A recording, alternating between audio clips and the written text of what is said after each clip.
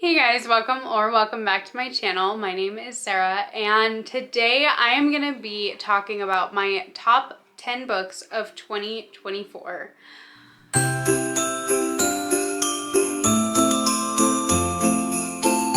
So it is not the end of the year yet. It is currently December 17th. So we still have a few weeks left of the year. But I wanted to get this video up before Christmas so that way the last couple weeks of the month I can just spend time with my family but not feel like I'm neglecting you. So here we are. I had a really hard time trying to decide on these, and some of these, their spots are flexible. They could be moved around a little bit, but this is what I came up with, and I'm pretty happy with how this list is. So we're gonna start with my number 10 slot. So my number 10 book of the year is Murtagh by Christopher Paolini. This is the 5th installment continuation of the Inheritance Cycle by him, and I loved the Inheritance Cycle. My husband, it's one of his all-time favorite series. He's read them so many times, and it's one that he always goes back to reread when he wants to pick something up. He rereads them all the time. Our copies of the original 4 books, I have 2 copies of all but the first one because they are falling apart. He's read them so many times that book 4, which is Inheritance, the cover is no longer attached. That's how many times he's read them. So I finally read that series, what was it, last year or the year before, and I really enjoyed them. And he came out with this book last year, and I got it. It's the only book that I've ever pre-ordered, but I got it for my husband for his birthday last year, and I read it, and I really enjoyed it. I gave it 5 stars. It is a continuation, pretty much a direct continuation from the Inheritance Cycle, except this is following Murtagh rather than Aragon and his dragon Thorn. And I loved seeing kind of what happens next to a small extent with the other characters, seeing familiar names and knowing that they are moving on and exploring things that they wanted to explore at the end of the Inheritance Cycle. And so I really enjoyed this book, and I really hope that he continues with them, because I mean, I didn't read these until I'm, in my 20s, and I really enjoyed them.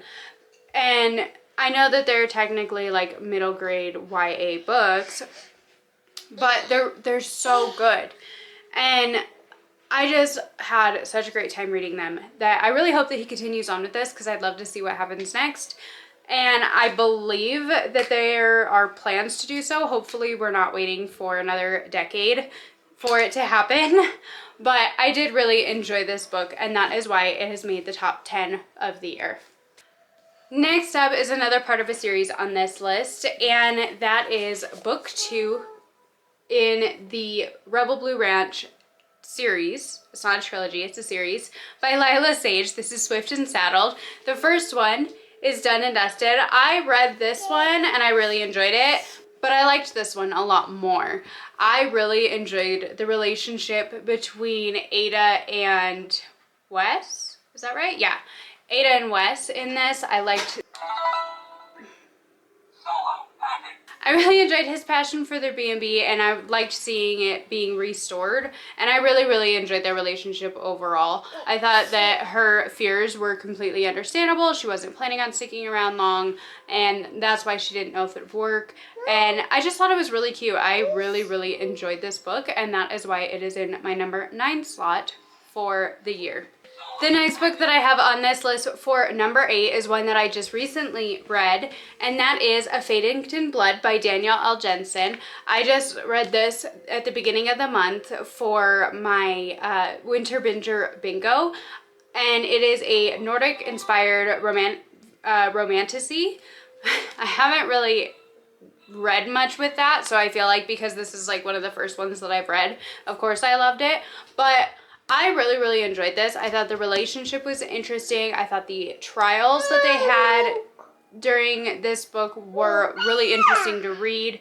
There were parts of it that just, I was really rooting for them and that I was really scared for them. And I just was so interested in this. And I absolutely loved the Nordic influence in this. I loved all the different gods and goddesses. Can you sit down, please? I loved all the different gods and goddesses that were included in this. My husband, I told him that if this didn't have the romance element, that I would have him read it, because I think that other than the romantic part of this, I think he would have really enjoyed it too. Because the fantasy elements were fantastic. And I liked that she wasn't just one of those characters that like everything always works out for the best. Like she gets dealt a really, really crappy hand in all of this. And she learns that she's not as strong as she thought, or as strong as she hoped. As strong as she hoped that she was. But she's figuring it out. And I'm sorry, my daughter is playing with a Simon Says that is like this big. So there's that. But yeah, so I absolutely love this book. I gave it 5 stars. Okay, I apologize. My battery died. So anyways, this book, I had it in my head that book 2 was already out. However, I was really bummed to find out that it doesn't actually come out until May, so I am going to have to wait until then to read the next one, but I will absolutely be picking that up and reading it as soon as I possibly can, because I absolutely loved this book. Now, the next book on my list for number 7, I had to put in The Measure by Nikki Erlich. This is not really a thriller. It's more of a literary fiction, to me at least. It is a dystopian style book where everybody gets a box one day that has a string in it. And all the strings are different lengths, whether you have a short string or a long string. But that string, the length of that string tells you how long your life is going to be. And there's people that open it to find short strings and are devastated. There's people that open it, have long strings, and they think that they are not immortal. They think that nothing bad can happen to them because they have a long string. They're going to live for a long time, and then they go and do something reckless and don't think about the fact that you could have a long string, go skydiving, have a horrible accident, and be paralyzed for the rest of your life, but you still have a long string, so you're still going to be alive. And then there's people who choose not to open up their box and just continue on with their lives as is without knowing. And this book is following, I think it was like 8 or 9 different people, so it was a lot of different perspectives, and they all kind of mixed and matched and intermingled in different ways, and like you met them in different ways. And I thought this was so interesting. I didn't realize when I first picked this up that it was her debut, or maybe I did but I forgot. But I was so impressed by this book, that many different perspectives. And there were some characters that you love and there's some characters that you hate, but overall I thought the overall thing was really, really interesting. I think I said when I actually originally read this book that it reminded me a lot of Neil Shusterman's writing with the Unwind series. This one is YA, but it had a lot of similarities to me because this one is a dystopian that kind of makes you stop and think, because it's something that you could kind of in a way see happening. Like, it's so incredibly far-fetched and crazy what this book is, but it's kind of wild in the fact that you can actually kind of see it. And this book is the same way, that it's like you it's not something that's very realistic, because like everybody said it was like aliens or something that had to have left these strings for some reason or another, because they don't understand ever how exactly these strings came to be on everybody's doorstep. And, or I guess it should say everybody over the age of 18, because children don't get them. But it's so interesting, and it really makes you stop and think, like, if I had a short string or if I had a long string, what would I do? What would I think? How would you live your life if you knew how long you were going to live? And I absolutely love books like this. I think that's what's really interesting with this, is that it kind of makes you stop and think, like, if I were in that situation, what would I do? Or, you know, how would I react? And I really like books like that. And that's why this had to make it into my tops, because I'm so excited to try and get my dad to read this. I'm probably going to have to make him a little key of who's who in the book, because he doesn't like a lot of different POVs. But I think this one is absolutely worth the read, and I highly recommend it if you like dystopian type of kind of sci-fi books that are just like, that just kind of make you think like that. I think this one is absolutely one that you should pick up, and I really, really loved it. The next book on this list is one that I told you guys from the very beginning of the year when I first read it that it was going to be in my top books of the year, and that is The Unmaking of June Farrow by Adrienne Young. I love this book so much. I thought the atmosphere in here was so interesting. The premise is so intriguing. This book is following June, and her mom disappeared when she was just a girl, and she has been raised by her grandmother and her grandmother's best friend. And she starts seeing this door just show up out of nowhere. She has no idea why it's there. But finally one day she goes through this door and she finds herself back in, I think it was the 1800s, I think. And it's kind of, I don't want to say too much because I don't want to give it away, but I thought the writing style was absolutely beautiful. I thought it was very, very interesting. I absolutely loved the love story in this, because there is a love story, and I thought that was done so well. And this book made me want to read everything that Adrienne Young has come out with. I read Spells for Forgetting not long after. I didn't like that one as much, but this book has been one that's stuck with me all year, and I keep thinking about it and going back to it and thinking, man, I want to read that again. And I think that's something that's very, very special. So that is why this one is number 6 on my list for the top books of the year. Okay guys, so we are up to the top 5. Now, most of these are a part of a series and ones that I've either started this year or finished up this year, but either way, they're part of a series.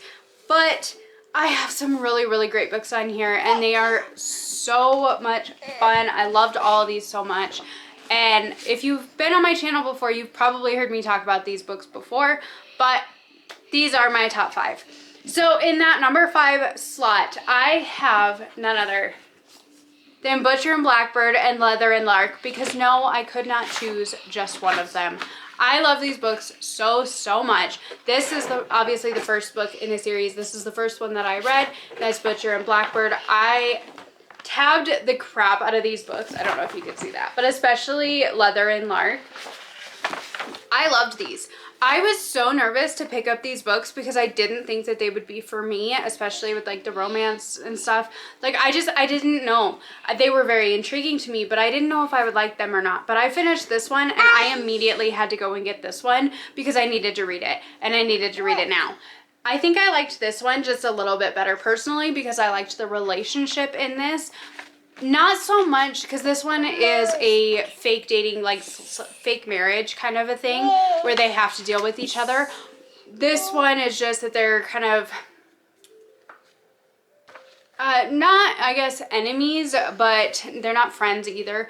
But like, they're just, they know each other and then they fall for each other. And I thought, yeah. So I really, really enjoyed this one, but I absolutely loved this one.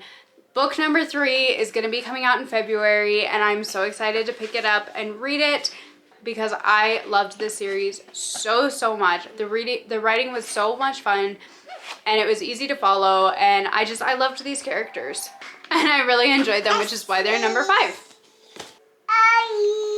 So number 4 on this list is another series that I started rereading the series last year, and I finished it out this year because I never got to it. But that is the Vagrant Gods trilogy. Vagrant Gods trilogy by David Dalglish. This is the first book. It is called The Bladed Faith. This is the last book that I finished this year, and that is Slain Divine. This book came out at the end of last year. Or was it the beginning of this year? Either way, I read it this year. And I absolutely loved this trilogy. These books are so, so good. And this is book 2. So this trilogy is so, so good. I absolutely love these books. They are definitely some of my favorites. I haven't read any of these others that I have by him yet, but I do have plans to read them as hopefully soon. Hopefully soon. This series is following Cyrus. He is the prince in this island city. When he is just a kid, his parents are murdered in front of him, and he is taken prisoner by the people that came and raided his city. And he is held prisoner for, I believe it's like 4 years, I think. No. He's held prisoner for, I want to say like 4 years. But either way, when he's a kid, they come in, they raid, and then he ends up getting saved. He gets saved. And it's all about him kind of taking on this persona and just trying to help win back his city, but also kind of fighting with the fact that he doesn't really want to be a prince. He doesn't see himself as a prince. He doesn't want to be royalty, and he doesn't want to be a leader. And so this book was just so good. There's gods, there's magic, there's training that he has to go through, and it's just, they're so good. And the characters, I really liked all the characters and this little group that they form. And yeah, I just absolutely love these books. They were 5 stars all the way through, and I just really love these. I even loved them on reread. Like, I had such a good time. With all these books, and I love the way that it wrapped up. He left it open enough that he could potentially add more onto these if he wants to, which I really hope that he does, because I really want to see what happens next with this group. At number 4, I have The Slain Divine and the rest of the Vagrant Gods trilogy by David Dalglish. Next up on this list, for number 3, I do have Wrath by John Gwynne. This is the 4th and final book to the Faithful and the Fallen series that he came out with. These books are such good fantasy books, and I finished out the series this year. I loved these so much. They were absolutely amazing. I read the first book in his follow-up series, which you can't see it, but it is over there. It is A Time of Dread. That book was a good book. It was I gave that one 4 stars, but it wasn't anywhere near as good as these. I have these books up here. This, if you don't know, this is following Corbin and a whole bunch of other people, really. But it is an epic fantasy that it's basically like a battle between good and evil, angels, demons, kind of a thing. And it's so well done.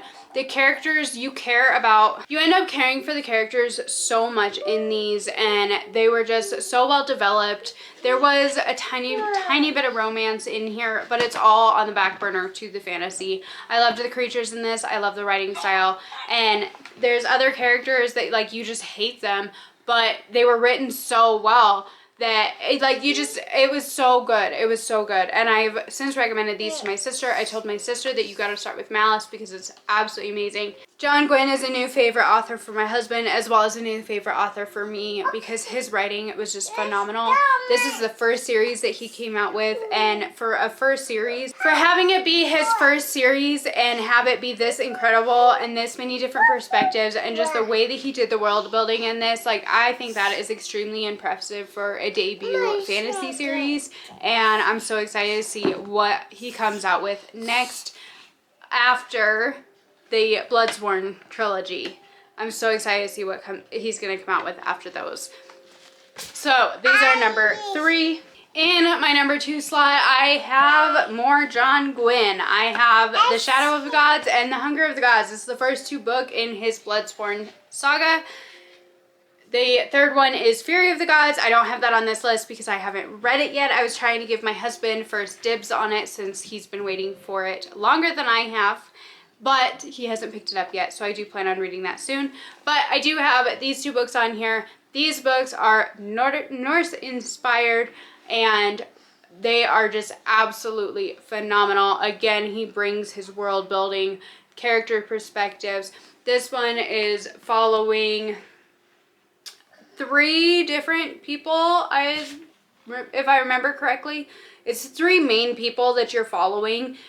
And then one of the main characters that we're following is Orca, and she is a mom and a wife, and her husband gets murdered and her son goes missing, and it's basically, from her perspective, a journey to go and find her son. And these books are so amazing. Again, we have gods, we have magic, we have Norse inspired things happening, we have creatures. All of it is in the typical John Gwynne style, just like The Faithful and The Fallen. And I think these were a little bit better. I enjoyed these so much, and I'm so excited to read Fury of the Gods. Gods in books are just like, that's my thing. I love that. I love books with magic and gods, and it's so interesting. And so I absolutely love these books. These are in my number 2 slot. I couldn't choose between just one because I did read both of them this year. Couldn't choose between just one, so I had to have them both on here. But either way, my number 2 slot goes again to John Gwynne.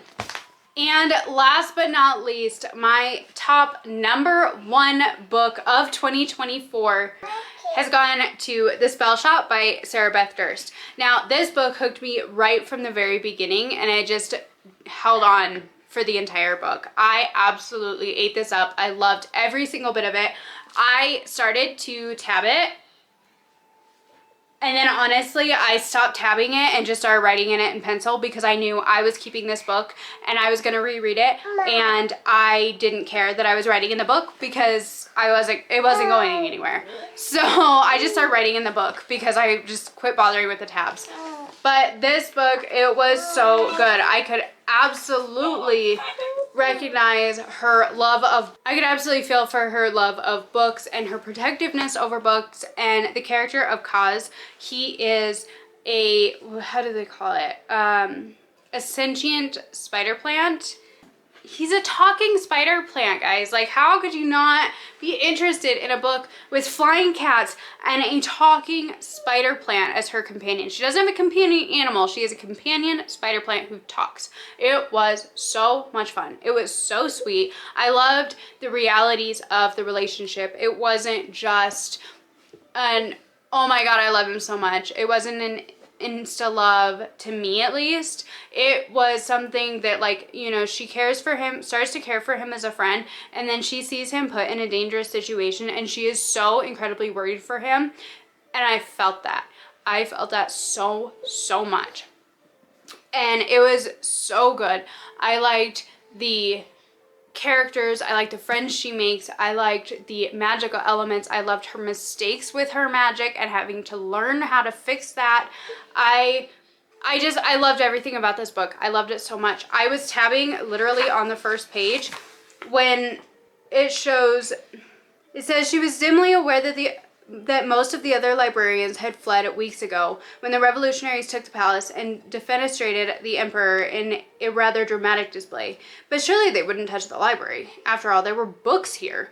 Highly flammable, irreplaceable books. And I was like already tabbing at that point, and I was like, oh my God, I'm gonna love this book. And I did. I absolutely loved it. She has another book that's coming out in July of 2025, and I will absolutely be picking that up. It is a companion novel to this. It's not the same story. It is not the exact same island or anything like that. It is a companion novel, so it is separate. But as far as I know, it is like the, basically the origin stories of Kaz and the witch, or the woman that made him, and what happened with that. And so I'm so incredibly excited to pick it up. I absolutely love this book. I had my sister read it. She loved it too. And now my mom's gonna have to read it, but I had to steal it back so I could do this video.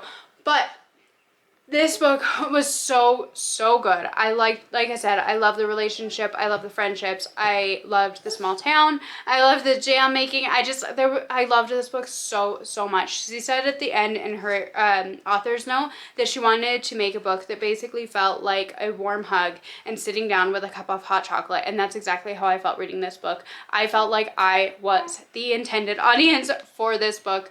It was so amazing, and I highly recommend it.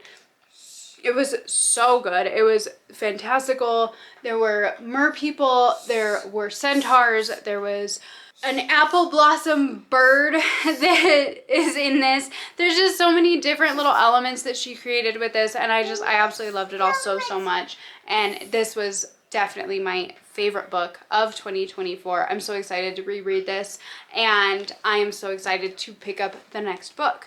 So that is it, guys. That is my top 10 books of 2024. Have you read any of these? Did you enjoy them as much as I did? Are there any other books that you would recommend to me, knowing that these are my top books for the year?